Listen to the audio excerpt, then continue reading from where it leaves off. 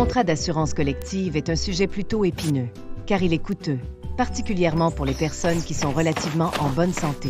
Mais pourquoi? Peut-être serez-vous étonné d'apprendre que le choix de la compagnie d'assurance a un impact très peu significatif sur la facture totale du contrat. Découvrons ce qui détermine le coût de votre prime d'assurance collective et comment vous pouvez contribuer à la diminuer. Les deux facteurs qui influencent le plus le coût de la prime d'assurance sont les réclamations des prestataires, mais aussi la petite part de la facture payée par l'employeur. L'employeur et vous payez 82,5% de la facture du contrat d'assurance collective. Le résidu est divisé entre taxes et frais d'administration. Ces frais sont d'ailleurs comparables à ceux de la moyenne québécoise. Contrairement au gouvernement du Québec, saviez-vous qu'un employeur québécois sur 2 paie la moitié de l'assurance collective de ses employés et qu'un sur 4 paie la totalité de la facture?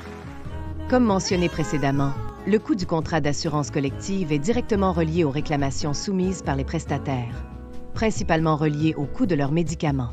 Les taxes et les frais d'administration de l'assureur sont également ajoutés au coût de la prime, mais ce montant représente moins de 15% du total.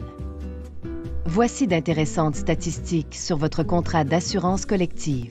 En 2025, les 50 000 personnes assurées recevront des prestations s'élevant à 74 071 772 $. La consommation moyenne de réclamation par prestataire équivaut à 1 425 $. Certaines personnes ont besoin de médicaments pouvant coûter plus de 800 000 $ par an. En 2024, 73 personnes assurées sur 50 000 ont reçu des remboursements de presque 11,5 millions de dollars, ce qui représente près de 20% des réclamations. Mais pourquoi ne peut-on pas avoir les mêmes prix qu'à la Régie de l'assurance maladie du Québec? Le régime public d'assurance médicaments n'est pas assumé entièrement par les personnes assurées. En effet, c'est le gouvernement du Québec qui en paie la majeure partie, soit 55%.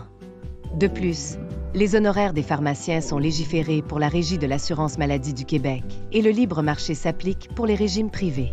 Une même prescription peut donc coûter entre 35% et 50% plus cher au privé qu'au public. Tous les ans, lors du Conseil syndical d'automne du SFPQ, les centaines de représentants et représentantes du syndicat décident des grandes orientations de l'organisation en matière d'assurance collective. Ces personnes prennent leurs décisions après avoir entendu les conseils du comité des assurances du SFPQ, comité notamment composé d'un responsable des avantages sociaux et d'un actuaire indépendant.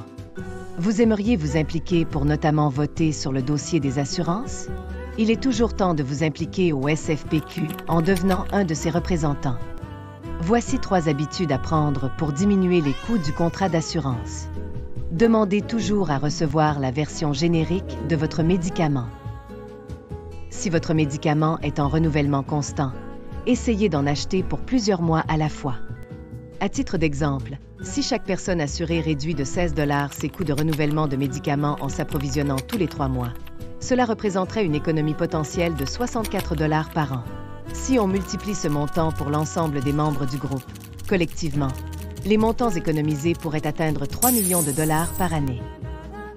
Finalement, comme 3e habitude à prendre pour diminuer les coûts du contrat d'assurance, comparez le coût de votre médicament auprès de différentes pharmacies.